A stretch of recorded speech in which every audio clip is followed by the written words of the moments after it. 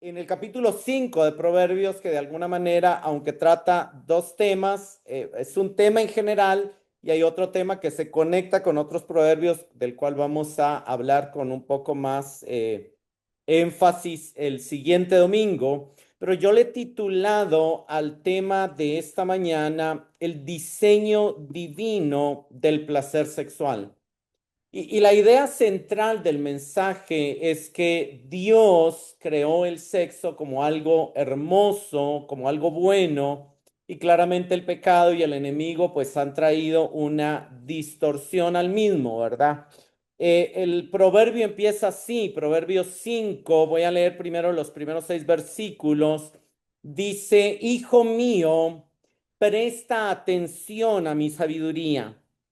Inclina tu oído a mi prudencia, para que guarde la discreción y tus labios conserven el conocimiento.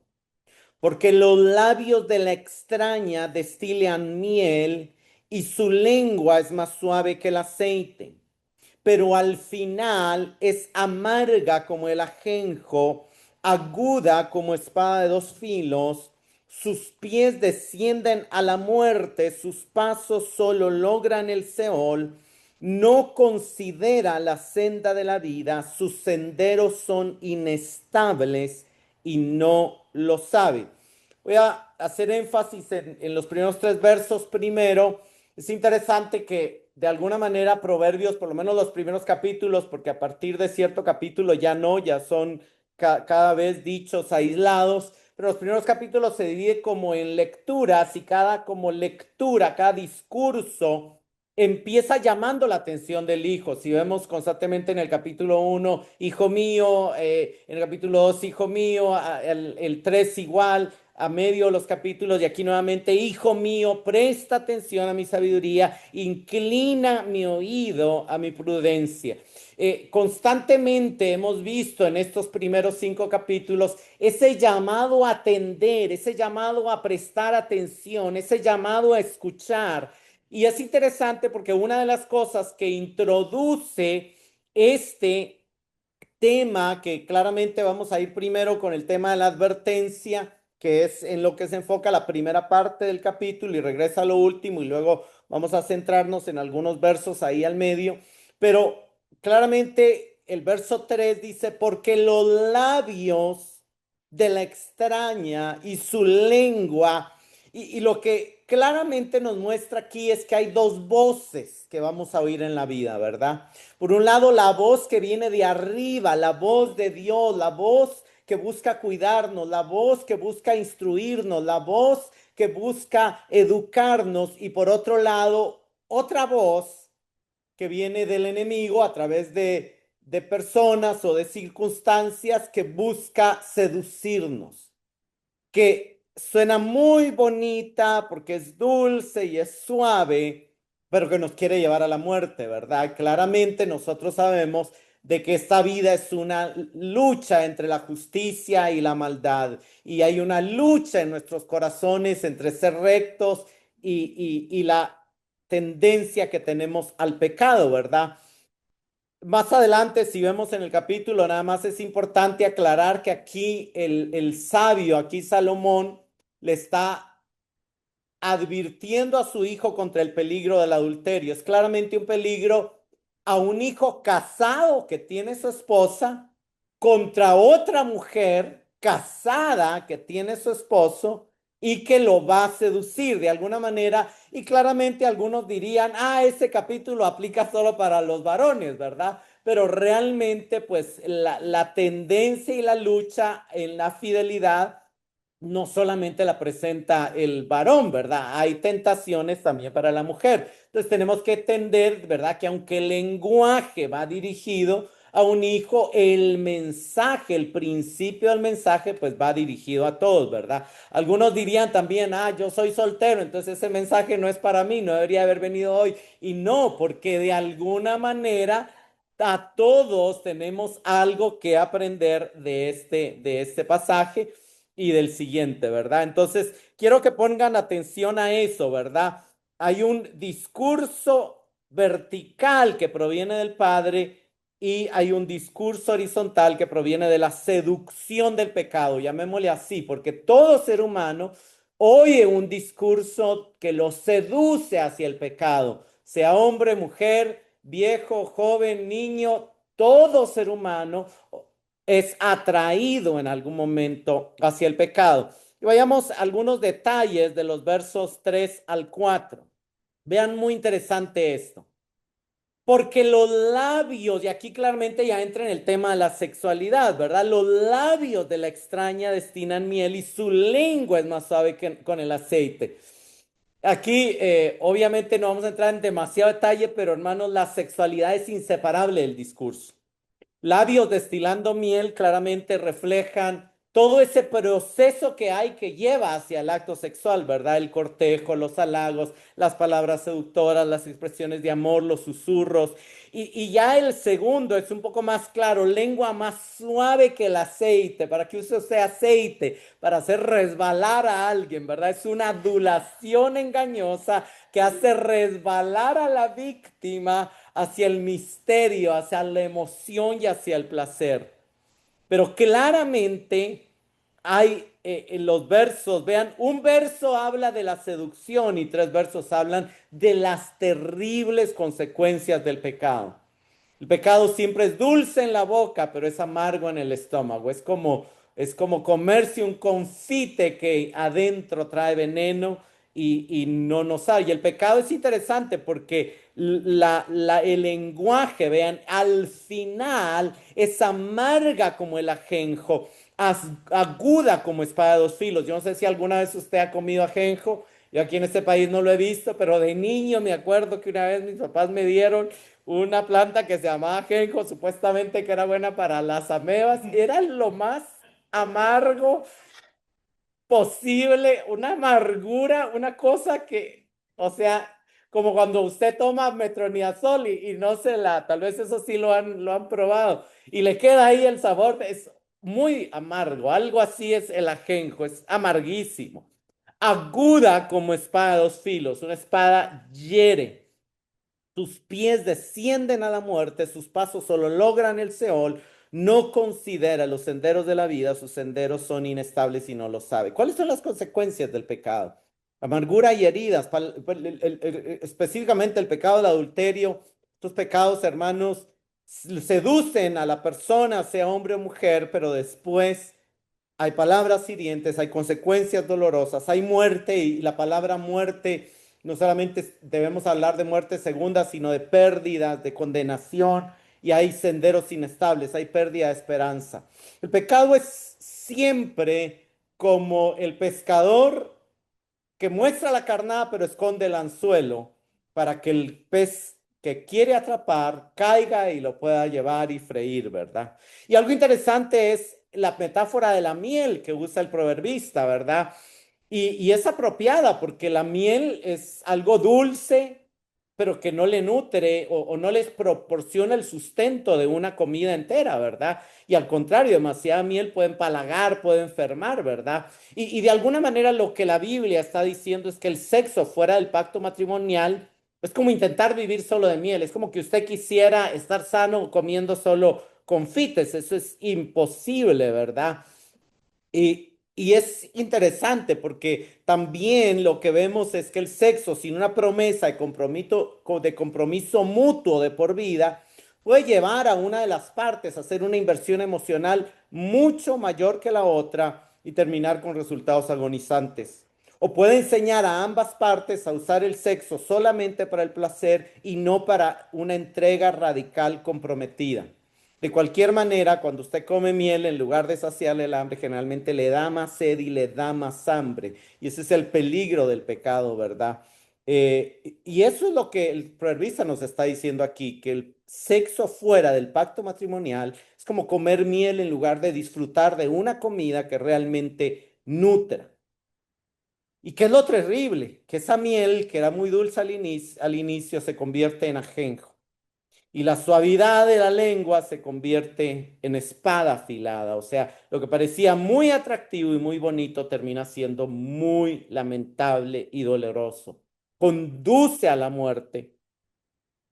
¿Por qué? Y vean el verso 6, no considera, hablando de la extraña, la senda de la vida, sus senderos son inestables y no lo sabe. O sea, habla de una mujer que ha abandonado a Dios y a su pacto matrimonial y ella misma camina en engaño y en tinieblas, ¿verdad? Y aquí aplica para mujer y hombre y cuando dice sus senderos son inestables, habla de esas personas que no tienen lugar seguro, que no tienen esperanza firme en la vida, de que generalmente un día están bien, un día están mal, pero que en lugar de avanzar y de construir, cada vez van perdiendo, cada vez se van resbalando más.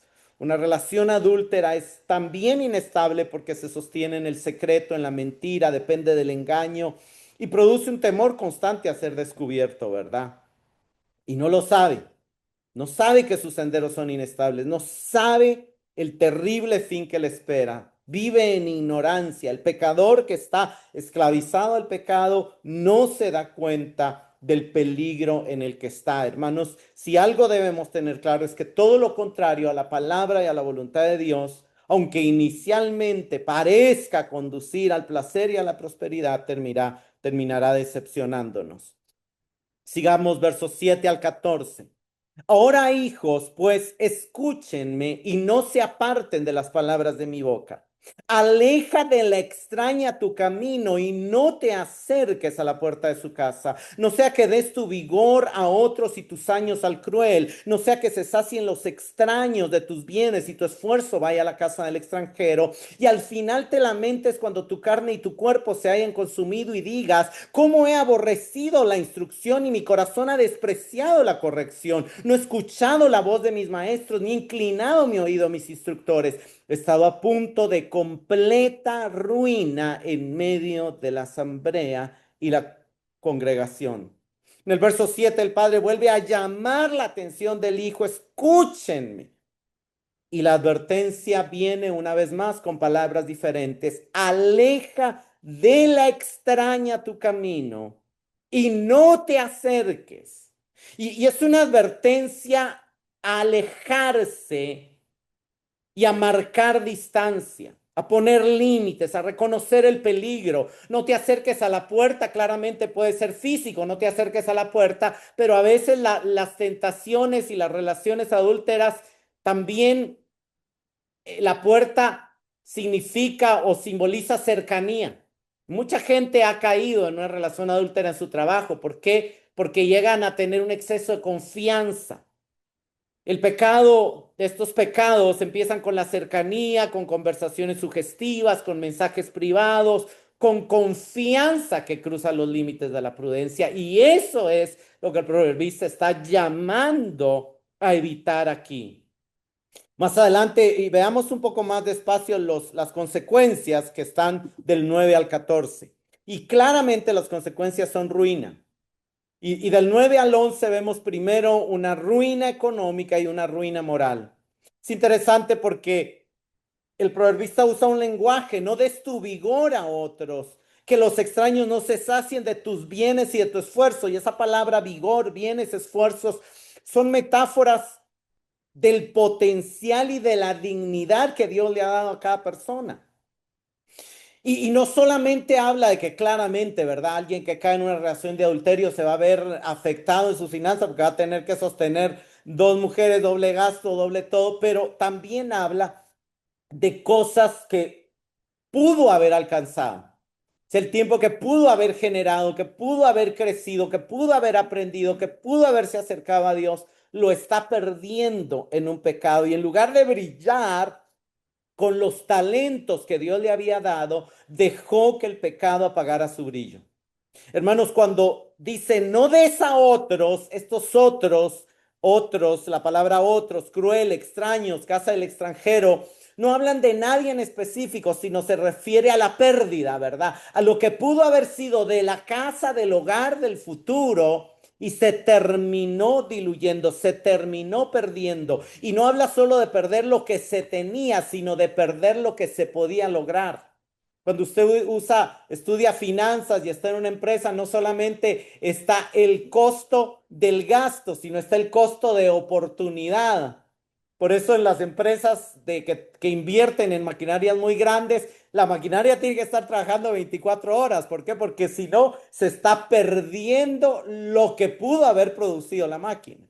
Y entonces, ¿qué pasa con el pecado? Y aquí, obviamente, aunque el pasaje se enfoca en el pecado de adulterio, realmente, hermanos, todos los momentos que invertimos en pecado, estamos perdiendo tiempo que podemos haber servido a Dios, que podemos haber mejorado nuestra salud, que podemos haber mejorado nuestra condición y estamos dando a otros, y llámese ese otros, ese cruel, tal vez se refiere al enemigo, tal vez se refiere a las tinieblas, algo que Dios nos dio para bendecirnos a nosotros, nuestro vigor, habla de nuestra fuerza, de nuestra capacidad, de nuestro potencial, nuestro esfuerzo y nuestros bienes. El adulterio y la inmoralidad sexual traen consecuencias terribles. Y hablando ya específicamente de este pecado, usted sabe las consecuencias, ¿verdad? Pensiones alimenticias, hogares destrozados, dolor, celos, personas solitarias, enfermedades venéreas, depresiones y muchas consecuencias negativas más. Pero en general, ante el pecado no solo se pierde la pureza, se pierde la dignidad, se pierde el testimonio, se pierde la confiabilidad de una persona. Y por eso la segunda ruina que trae, primero trae una ruina económica, pero trae también una ruina moral. Al final te lamentes cuando tu cuerpo y tu carne se hayan consumido. Hay una ruina moral que consiste en lamento y desgaste. Y eso, si lo vemos en el hebreo, las palabras describen una profunda angustia y un remordimiento que le impide a la persona vivir en paz y que lastimosamente apareció muy tarde. Hermanos, debemos convencernos que el pecado nunca nos hará sentir mejor. Nos desgastará, nos consumirá por dentro. Y esto pasa con cualquier tipo de ilegalidad o inmoralidad. Obviamente aquí nos estamos refiriendo a eso, pero hay una enseñanza más allá. Y también hay una ruina como alumno y hay una ruina social. Vean el verso 12 y 13, y digas, cómo he aborrecido la instrucción y mi corazón ha despreciado la corrección, no he escuchado la voz de mis maestros, ni he inclinado mi oído a mis instructores. Cuatro veces aquel hombre que ya pecó, que ya adulteró, se autocondena porque sí hubo gente que le aconsejó. Si hubo padres, si hubo maestros, si hubo instructores. Claramente, él menciona, aborrecí la instrucción, la corrección, y esa corrección vino de parte de Dios en su palabra, pero también dice, no escuché la voz de mis maestros, ahí entran los predicadores, y en el tiempo de Salomón ahí entran los sacerdotes que enseñaban la ley en el templo, y ahí entran los padres también que enseñan a sus hijos desde casa, y no he oído a mis instructores, y obviamente se refiere a lo mismo, ¿verdad? O sea, claramente él está recordando que sus padres le aconsejaron, que los sacerdotes enseñaban la ley, que Dios le habló y que él no hizo caso. Y lo lamenta cuatro veces. ¿Por qué? ¿Cómo? No escuché, no incliné mi oído. Y luego dice, he estado a punto de completa ruina en medio de la asamblea y la congregación. Hermanos, lo que prometía placer al principio termina en una ruina completa y verdadera. El adulterio, hablando específicamente de este pecado, trae vergüenza personal, humillación familiar y pérdida de respeto en la comunidad. Y aún en una congregación podría traer excomunión, ¿verdad? Porque es un pecado que amerita disciplina. Voy a pasarme aquí, voy a saltarme al final del capítulo y luego voy a regresar a los versos del 15 al 20 para desarrollar la otra parte del mensaje. Pero hermanos, además de la ruina económica, moral, educacional y social, lo peor del adulterio es la ruina espiritual. Dice, porque los caminos del hombre están delante de los ojos del Señor y Él observa todos sus senderos. De sus propias iniquidades será presa el impío y en los lazos de su pecado quedará atrapado. Morirá por falta de instrucción y por su mucha necedad perecerá. Hermanos, nada está oculto a los ojos del Señor. Él observa lo que pensamos, lo que deseamos, lo que hacemos en secreto. Nada, nada, nada está oculto a sus ojos. Todos nuestros actos están delante de sus ojos y Él observa todos nuestros hábitos, todos nuestros pensamientos. Él conoce lo profundo de su corazón. Señor es omnisciente y es justo. Él no castigará por castigar.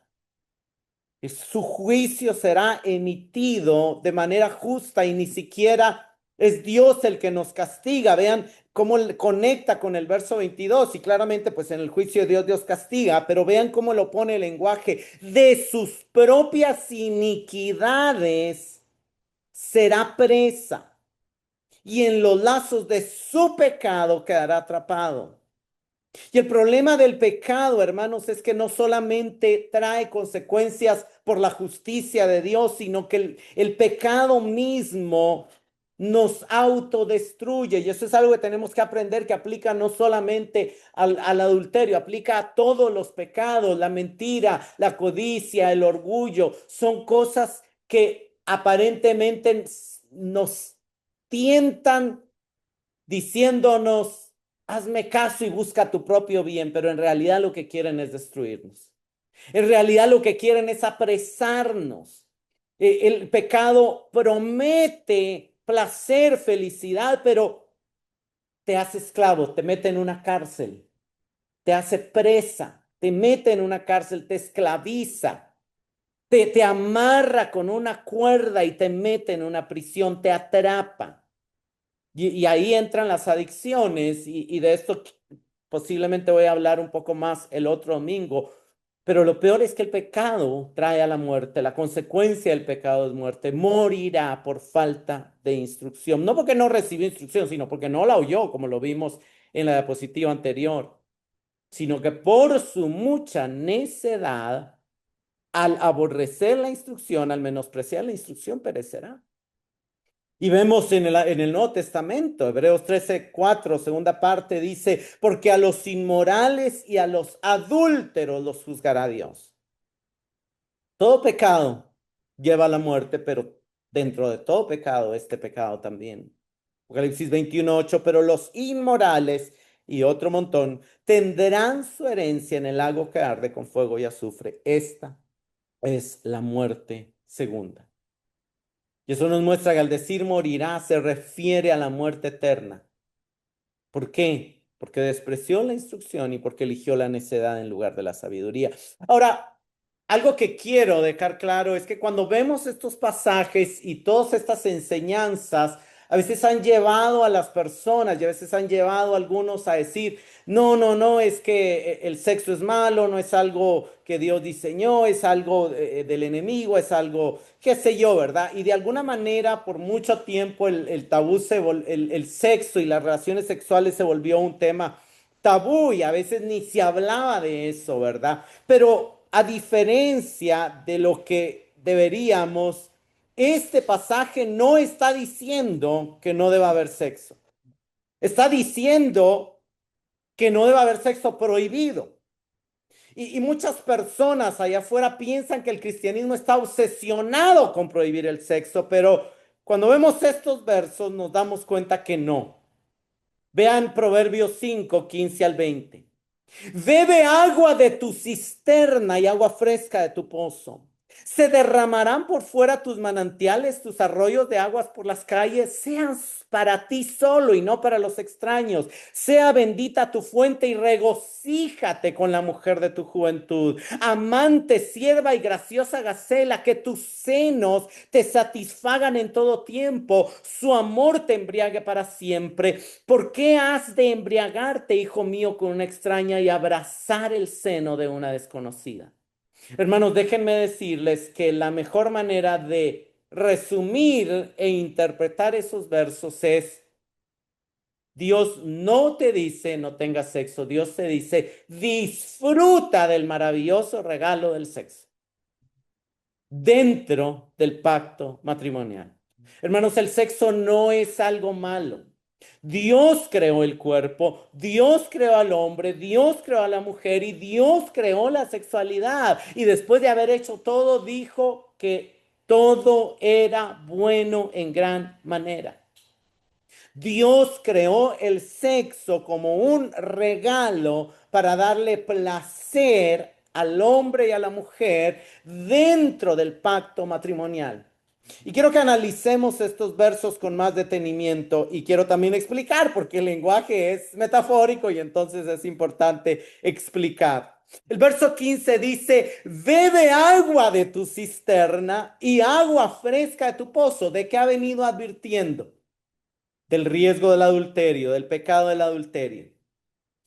Hermanos, aquí la sed, al decir bebe agua, está hablando metafóricamente de sacia tu deseo, sacia una sed. Y lo que este pasaje nos está enseñando es que Dios creó también los deseos sexuales.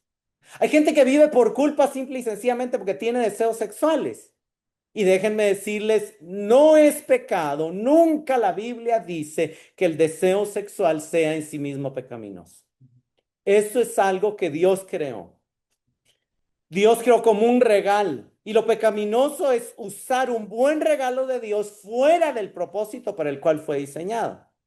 Pero cuando está diciendo, bebe agua de tu cisterna y agua fresca de tu pozo, está diciendo, ten lugar, dale lugar a tu deseo sexual dentro del lugar donde es correspondiente satisfacerlo, o sea, del matrimonio. Claramente aquí el padre sabio maestro se dirige a un hijo casado y le invita a saciar su deseo sexual con su esposa.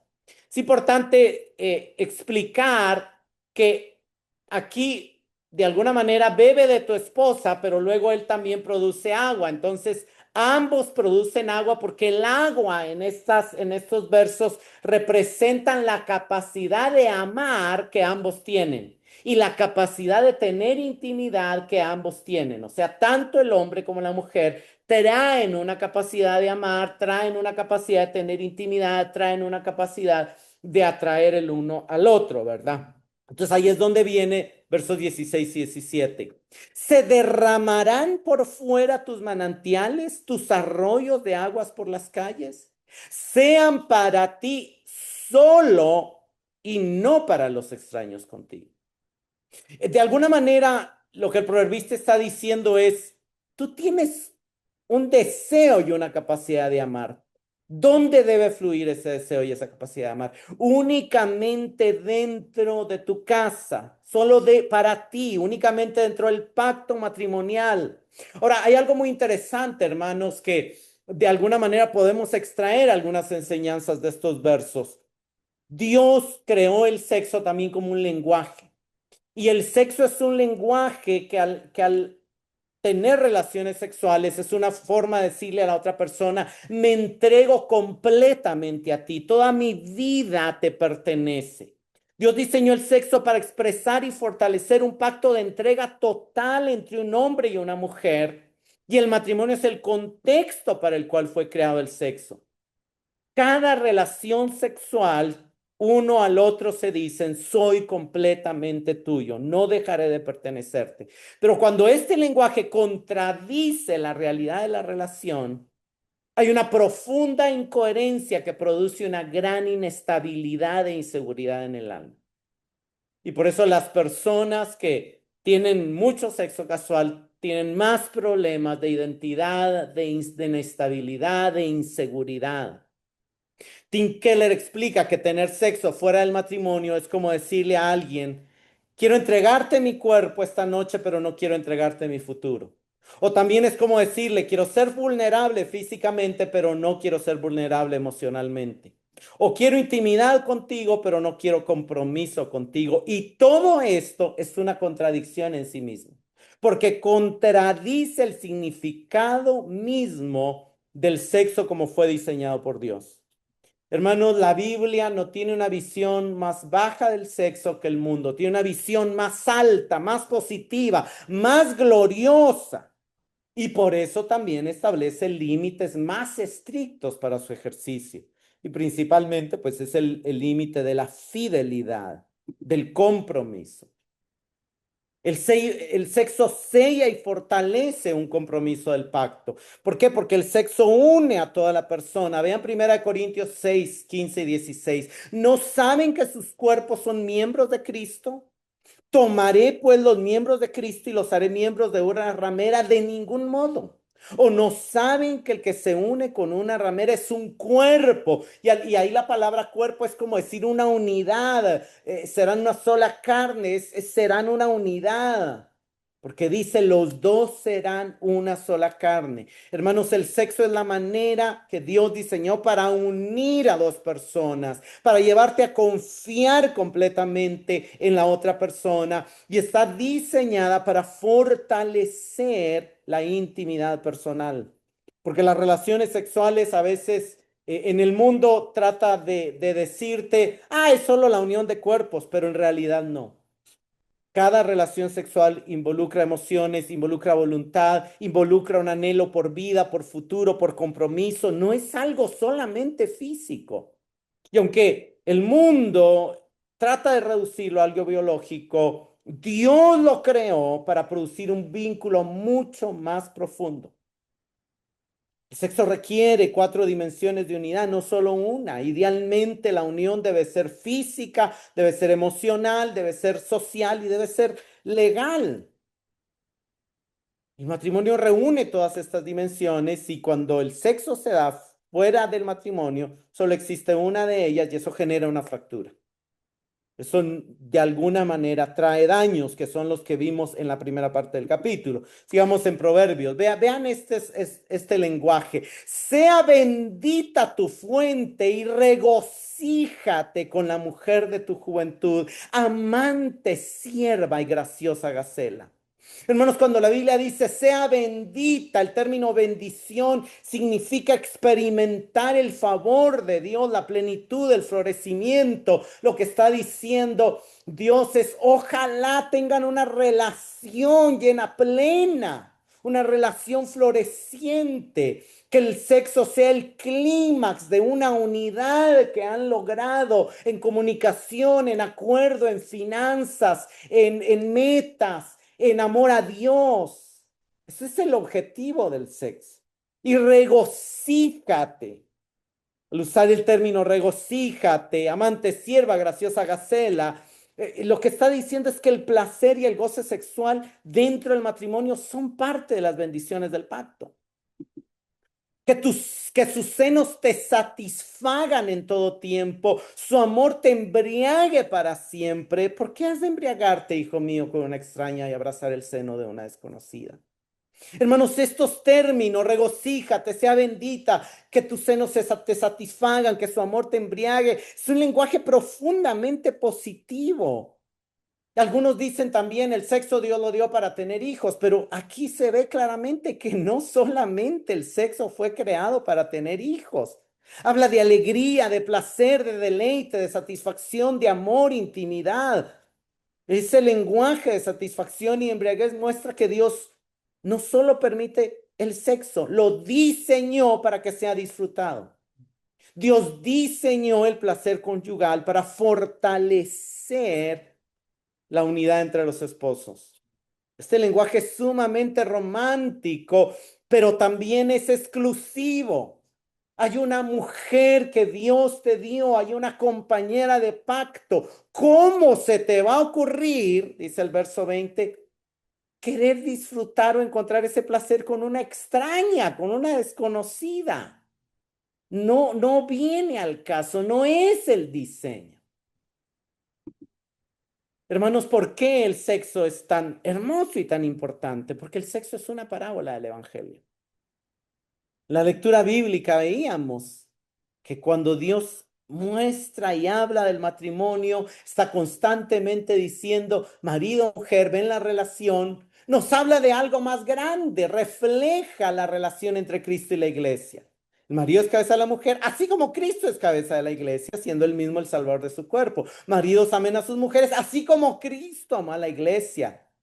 Dejará el hombre a su padre y a su madre y se unirá a su mujer. Este es un misterio, pero habla de la relación entre Cristo y la iglesia. Hermanos, así como la cena del Señor apunta al sacrificio de Cristo, la unión matrimonial apunta a la unión entre Cristo y la iglesia. Y así como cuando un hombre tiene relaciones con su esposa y le está diciendo, yo soy completamente tuyo, y ella le está diciendo, yo soy completamente tuyo, la relación ideal entre Cristo y nosotros es que Cristo al entregarse por nosotros en la cruz nos está diciendo, soy completamente tuyo. Y nosotros al poner nuestra fe en Él estamos diciendo, soy completamente tuyo o tuya también a Él. Esto es un pacto y el matrimonio representa esa realidad gloriosa. Y por eso el sexo tiene sentido dentro de un pacto, dentro de un compromiso de fidelidad. ¿Qué representa el acto sexual, hermanos? Una entrega completa, una aceptación completa, una intimidad completa, una vulnerabilidad completa y una unión completa. El sexo es entregarse a la otra persona, aceptar a la otra persona, tener el mayor nivel de unión con otra persona. Es también ser vulnerable a otra persona. Porque estando desnudo puede ser asesinado un ser humano fácilmente, pero está confiando, se está entregando para buscar una unión completa. Y eso es exactamente lo que Cristo nos ofrece. Por eso aún para los solteros la oferta de unión completa es con Cristo. Y claramente puede ser que Dios les dé o no. Eso ya será el llamado de cada uno, pero Dios diseñó el matrimonio para reflejar una realidad eterna. Y cuando Cristo reciba definitivamente a su pueblo, existirá esa unión mucho más profunda que cualquier experiencia humana. El matrimonio solamente es una sombra de esa realidad. Y por eso también los casados deben de cuidar su vida sexual. Pero volvamos al tema de que esto refleja nuestra unión con Cristo. Hermanos, todos los seres humanos anhelamos ser completamente conocidos y al mismo tiempo ser completamente amados. Y mucha gente que teme decir, no, es que si se da cuenta que tengo esto, me va a rechazar, ya no me va a amar, o si me veo mi cuerpo y todo eso, es cantidad de complejos, ¿verdad? En un matrimonio eso pues se tiene que obviar y de alguna manera es lo que le da seguridad a un matrimonio. Y en el Evangelio, el Señor nos dice, te conozco tal cual eres y te amo profundamente con todos tus defectos, con todas tus falencias, con todo tu pasado. Yo te amo profundamente. Porque el anhelo, hermanos, de ser completamente conocidos y completamente amados, solo se encuentra en Cristo. Solo se encuentra en Cristo. Gracias a Dios por los matrimonios sanos donde se aman y donde cuidan ese amor, pero siempre hay momentos donde obviamente de ahí hay luchas, ¿verdad? Obviamente, ustedes saben, en este momento no estoy casado, pero tengo muchos amigos que me han dicho, Gustavo, el matrimonio es hermoso, pero es difícil. Porque es la verdad, o sea, hay momentos difíciles, ¿verdad? Pero la unión con Cristo es totalmente hermosa, eso no es difícil. Y el matrimonio refleja esa realidad, pero no la reemplaza. La realidad gloriosa es la unión con Cristo. Hermanos, entonces, si Dios nos creó el sexo y si Dios nos dio deseos sexuales, deberíamos entonces darle libertad a nuestros deseos sexuales, aun cuando obviamente el casado puede darle libertad dentro del matrimonio. Pero ¿qué pasa con los que no están casados porque por alguna razón o no se casaron, no se divorciaron o quedaron viudos o qué sé yo, ¿verdad? Y ahí la Biblia nos responde. Huyan de la fornicación, 1 Corintios 6, 18 y 19. Todos los demás pecados que un hombre comete están fuera del cuerpo, pero el fornicario peca contra su propio cuerpo. ¿O no saben que su cuerpo es templo del Espíritu Santo que está en ustedes, el cual tienen de Dios y que ustedes no se pertenecen a sí mismos? Es algo interesantísimo porque Pablo está diciendo, todos los pecados afectan. Pero el pecado de la fornicación afecta más, porque el fornicario peca contra su propio cuerpo. ¿Qué está diciendo Pablo? Que la inmoralidad sexual afecta la identidad de la persona porque el cuerpo participa en un acto diseñado por Dios para expresar la entrega total de la persona, entregándose a alguien que no es con quien hay un compromiso de pacto. Y de alguna manera, hermanos, todos los seres humanos, algunos más, algunos menos, pero todos los seres humanos vamos a experimentar deseos sexuales. Eso es parte de la naturaleza humana. Pero el hecho de que también, por otro lado, todos vamos a experimentar hambre, ¿verdad? Pero eso no significa que no podamos cuidarnos y a veces no comer aquello que nos va a matar. Y es lo mismo, ¿verdad? Si podemos controlar, si podemos disciplinar ciertos deseos, ciertas tendencias hacia el pecado, con el sexo sucede lo mismo. El deseo es bueno, pero necesita ser gobernado por la sabiduría. ¿Por qué? Porque el sexo nunca es simplemente sexo. Comunica algo acerca de quién eres y de a quién perteneces. El sexo crea vínculos, deja huellas, une personas, involucra identidad, afectos, confianza, vulnerabilidad y compromiso. Y el sexo fue, como ya dije, diseñado por Dios para enseñar a confiar, pero cuando se practica fuera del matrimonio produce el efecto contrario. En lugar de abrir el corazón, lo daña y obliga a protegerlo. Y eso debilita la capacidad de construir relaciones verdaderas, profundas y duraderas, debilita la confianza y debilita la capacidad de confiar en otros. Cuando el sexo deja de ser un acto de pacto y se convierte en un acto de consumo, destruye tanto al que lo usa como al que es usado. Hermanos, el sexo tiene un poder muy fuerte, un poder único, porque fue creado por Dios para unir profundamente a dos personas y por eso su mal uso produce heridas muy profundas. Y esto explica por qué hay muchas personas experimentando sentimientos de vacío, de culpa, de profunda pérdida después de tener relaciones fuera del diseño de Dios. Incluso cuando lo veían nada más como una experiencia física. Hermanos, otra de las cosas interesantes que es que durante siglos, gracias a la influencia de Platón, existió y se infiltró aún en algunos grupos cristianos la idea de que el espíritu es bueno, el cuerpo es malo, lo espiritual es santo, lo físico no. Pero esta no es la enseñanza bíblica. No existe oposición entre lo físico y lo espiritual. El cuerpo fue comprado por Dios, al igual que el espíritu, como lo vamos a ver y como lo dice este pasaje también. Quiero citar aquí a Tim Keller. Tim Keller escribe, la inmoralidad sexual rara vez comienza con el deseo físico, comienza cuando el corazón convierte el sexo en un ídolo. ¿Sabe cuál es lo que pasa en el mundo en el que vivimos hoy? Que vivimos en una sociedad sumamente sexualizada. Y entonces las pancartas, las películas, las redes sociales han estado metiendo en la mente de la población, no hay nada mejor que el sexo. Y entonces para muchos el sexo se convierte en un ídolo.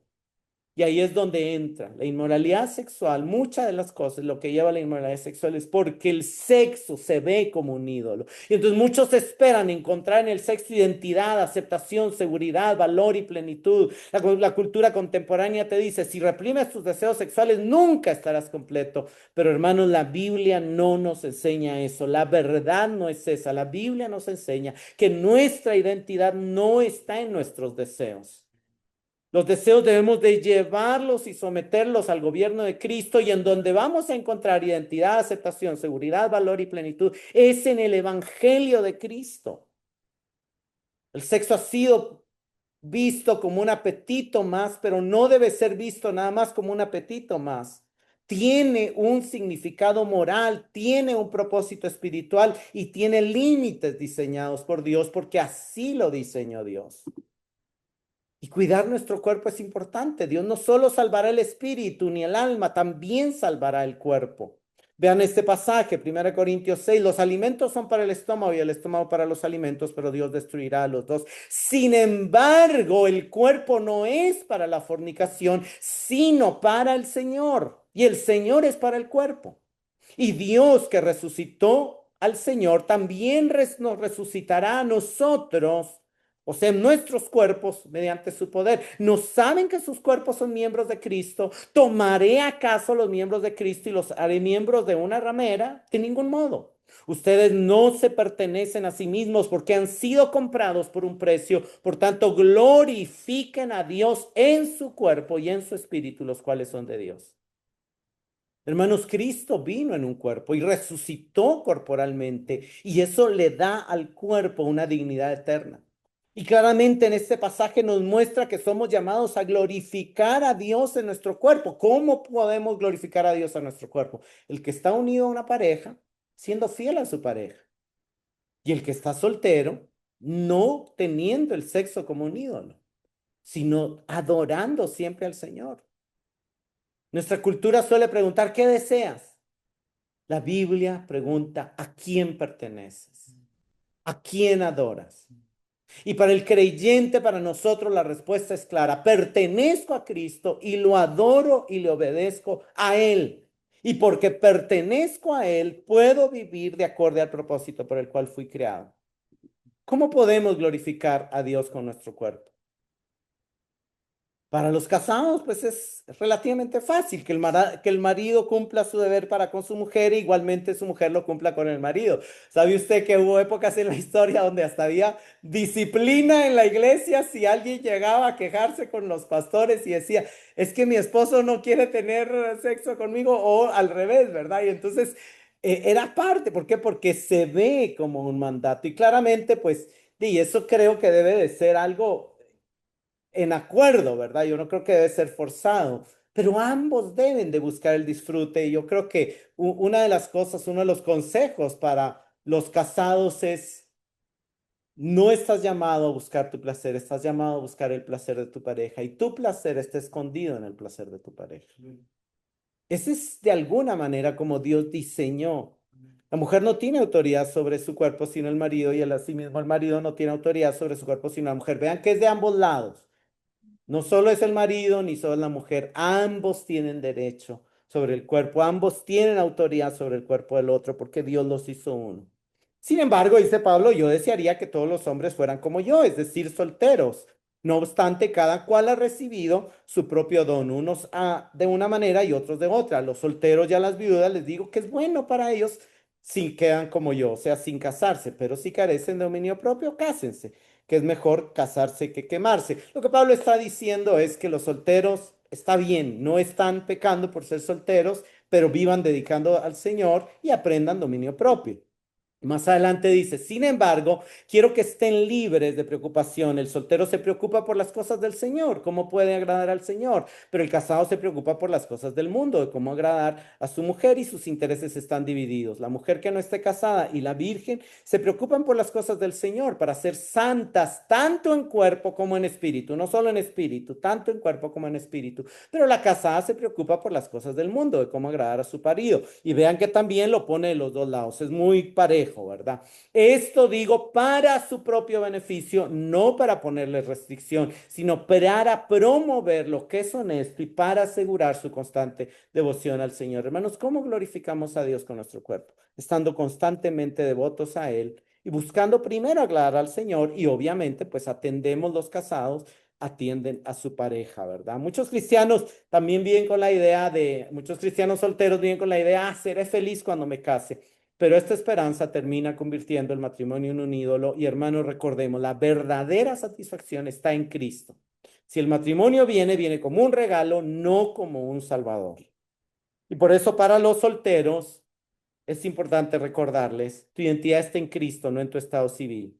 La soltería no es un tiempo de espera para vivir. Tú puedes vivir plenamente como soltero. Vivir en pureza es aprender a ordenar los deseos bajo el señorío de Cristo. No conviertas el matrimonio en un ídolo. Espera pacientemente y aprovecha a servir, a desarrollar amistades profundas, a crecer espiritualmente y a prepararte para cualquier llamado, así sea el llamado de quedarte soltero o así sea el llamado del matrimonio. Vive plenamente para Cristo, no esperando el matrimonio. Y si viene, recíbelo como un regalo, no como un salvador. Hermanos, ¿se puede vivir plenamente soltero? La respuesta es Jesús. ¿Ustedes creen que Jesús tuvo una vida plena? Por supuesto que Jesús tuvo una vida plena. Es más, fue el ser humano más pleno que ha existido jamás. Y él nunca se casó y nunca tuvo relaciones sexuales. La soltería no es una versión incompleta de la vida cristiana. El matrimonio es un llamado para algunos y la soltería es un llamado para otros. Y cada llamado puede tener una vida plena, porque en Cristo es Cristo y no la pareja y no la ausencia de pareja lo que satisface plenamente el corazón humano. No estamos llamados a vivir en pureza porque Dios quiera privarnos de algo bueno, sino porque hemos descubierto algo infinitamente mejor, el amor fiel de Cristo, del cual el matrimonio y la sexualidad son solo un reflejo. Hermanos, si recordemos lo que ya dije en Efesios 5, el, el sexo existe para anunciar el Evangelio. Vean este otro, terminemos con este pasaje, Romanos 7, 2 al 4. Pues la mujer casada está ligada por la ley a su marido mientras él vive, pero si su marido muere, queda libre de la ley en cuanto al marido. Así que mientras vive su marido, será llamada adúltera si ella se une a otro hombre, pero si su marido muere, está libre de la ley, de modo que no es adúltera, aunque se una a otro hombre. Por tanto, hermanos míos, también a ustedes se les hizo morir a la ley por medio del cuerpo de Cristo, para que sean unidos a otro, aquel que resucitó entre los muertos, a fin que llevemos fruto para Dios.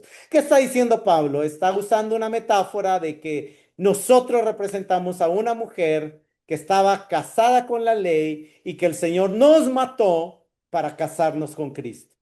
Y lo que Pablo está diciendo es que cada creyente tiene una unión equivalente a un pacto matrimonial con Cristo. Y que Él es el que satisface los deseos más profundos de nuestro corazón. Y que nuestra unión a Él produce en nosotros un fruto, el fruto del Espíritu. Hermanos, recordemos, el sexo fue creado como algo maravilloso de Dios, pero no como un fin en sí mismo. Es una señal, es un anticipo, es una ilustración de la unión a Cristo.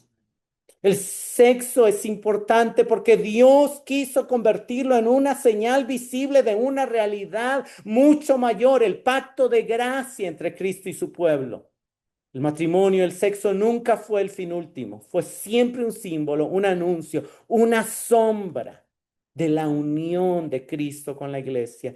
Y cuando comprendemos esto, la pureza deja de ser simplemente una regla y se convierte en una forma de adorar a Dios con el cuerpo, de honrar el pacto y de anunciar mediante el matrimonio y la fidelidad el amor inquebrantable de Cristo por su iglesia. Como siempre terminamos con algunas preguntas. ¿Habías pensado que Dios diseñó nuestros cuerpos y que Él diseñó también el sexo no solo para procrear, sino para fortalecer la unión matrimonial a través del placer sexual? Dios diseñó el placer para fortalecer relaciones. ¿Qué revela la manera de vivir, tu manera de vivir la sexualidad acerca de lo que crees sobre Dios al respecto, acerca de lo que crees de cómo Dios diseñó esto? ¿Te das cuenta en nuestra sociedad cuántos han convertido el placer sexual en un ídolo? Para ellos yo creo que es algo muy común en nuestros días, lamentablemente. Y si en algún momento ha pasado en nuestros corazones, el Señor nos conceda arrepentirnos, pedirle perdón y darle el lugar adecuado, darle el lugar conveniente. Un lugar como un regalo que recibimos de Dios, pero no un ídolo. Y no como lo único que nos va a llenar, ni dar felicidad, ni completar. ¿Cómo puedes honrar a Dios con tu cuerpo en tu situación actual? Desde ya, obviamente, si estás unido a alguien, la manera de honrar a Dios es ser fiel y busca aún si puedes mejorar esa relación, mejorar esa unión y mejorar el disfrute en la relación. Y si estás soltero, pues honra a Dios, caminando por eso, esperando en el Señor y, y fortaleciendo tu conexión con Cristo. ¿Cómo cambia tu percepción del sexo el hecho de que éste apunte al Evangelio? Tengamos una visión positiva del sexo, pero no desde cómo lo ve el mundo, sino desde cómo lo ve la Escritura. Vámonos de pie. Señor, te damos gracias por tu palabra, gracias Porque te interesa, Señor, no solamente por nuestra alma, no solamente por nuestro espíritu, sino también te importa nuestro cuerpo y te importan nuestras relaciones. Y creaste hombre y mujer porque diseñaste el matrimonio y la relación sexual como una sombra de algo mucho mayor.